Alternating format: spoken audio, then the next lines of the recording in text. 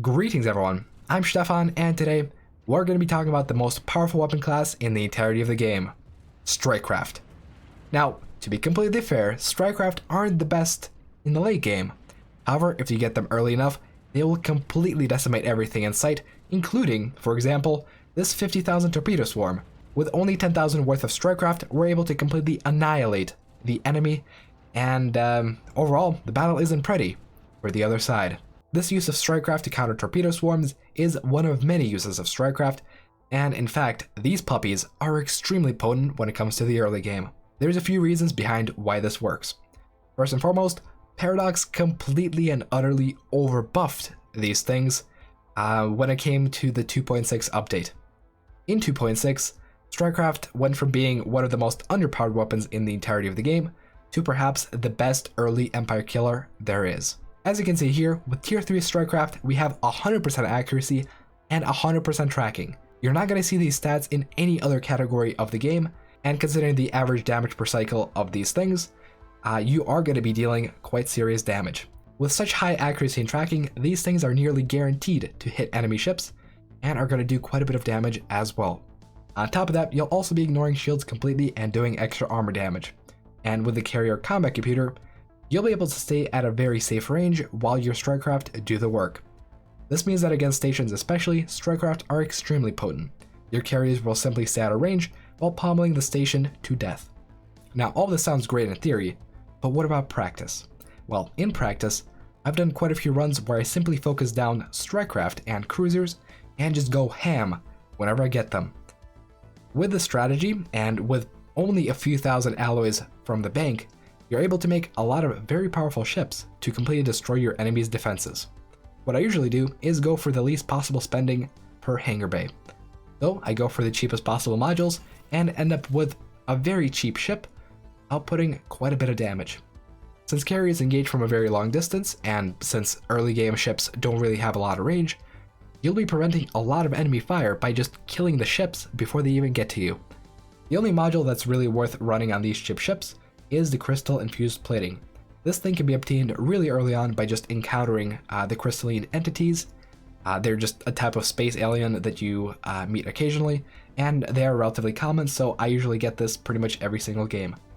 With this, you're able to pay half a rare crystal to increase your ship hull points by 275.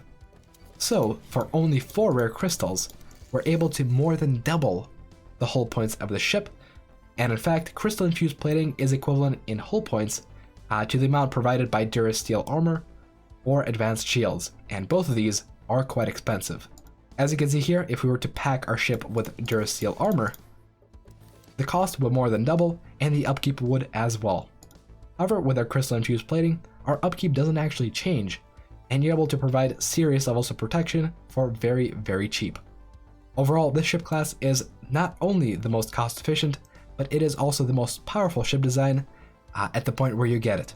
The only true weakness of strikecraft and a design like this is time.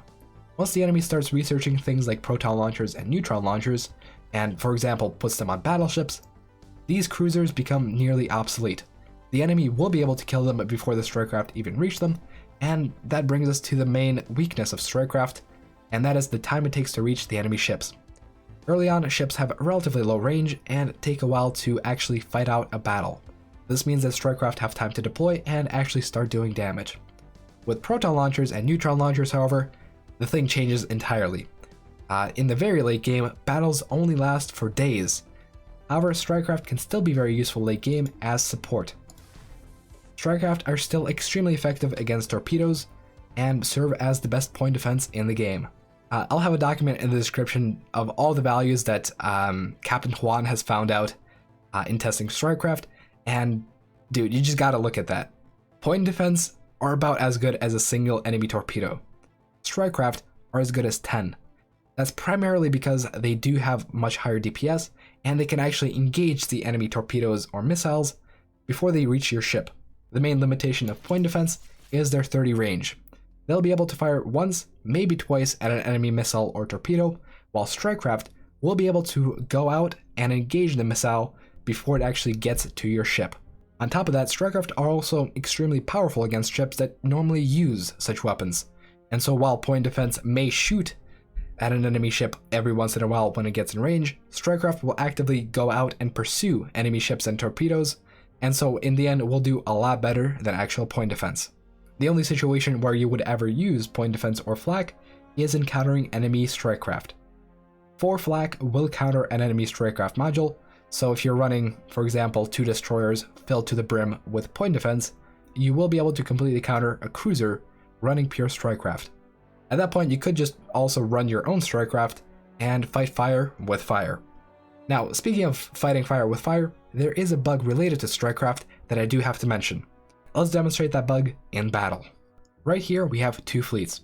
This one right here is equipped with both strikecraft and torpedoes. The other fleet is only equipped with strikecraft and its own point defense. As you can see here, we slow the game down real slow.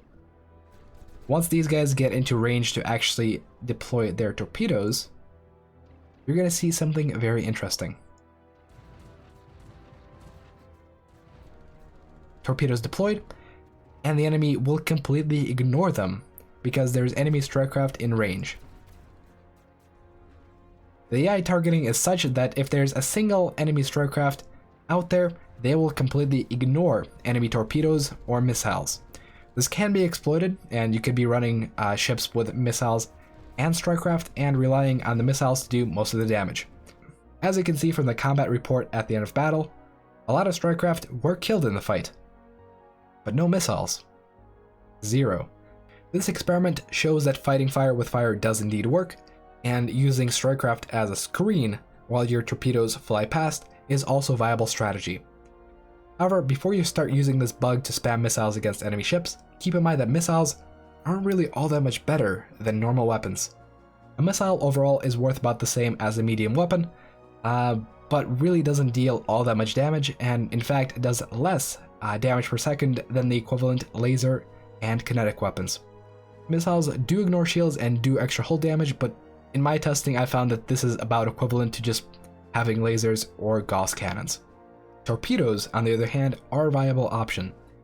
They do have higher damage per cycle than their equivalent cannons and lasers, and are actually quite viable. They penetrate shields just as much as normal missiles and do extra armor damage, so overall you are going to be getting extra damage from your torpedoes compared to your other weapon slots. If you want to make use of this bug, you can either have a torpedo swarm of small corvettes alongside your strikecraft, or you can just put on some torpedoes on top of your cruisers. This will work just fine.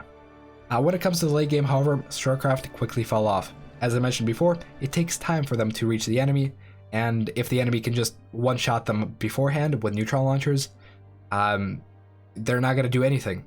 If a carrier dies, its strikecraft will die alongside it. Curiously enough, this does not apply to stations, and so if you have a defensive platform with hangar bays, and the defensive platform is destroyed in battle, the strikecraft production will not go away, and instead you'll be faced with a station that's producing as much strikecraft, making it far more viable in a long-term fight. That's why you should pretty much always have hangars on your defensive stations if you choose to have any defensive stations at all. However, back to the main point. In the late game, strikecraft don't have as much of a use, but they still do have utility. Overall, I like to run 5 of these hangar battleships for every 20 of the normal battleships, and since they still have their tachyon lance and another neutron torpedo, they will still be outputting decent damage, even if they're not immediately useful with their strikecraft. This again is more utility, and against AI, this will be useful 100% of the time. AI likes to make combined fleets, and so you'll always have corvettes to fight. However, I do have to mention this. Strikecraft do not go for the smallest ships.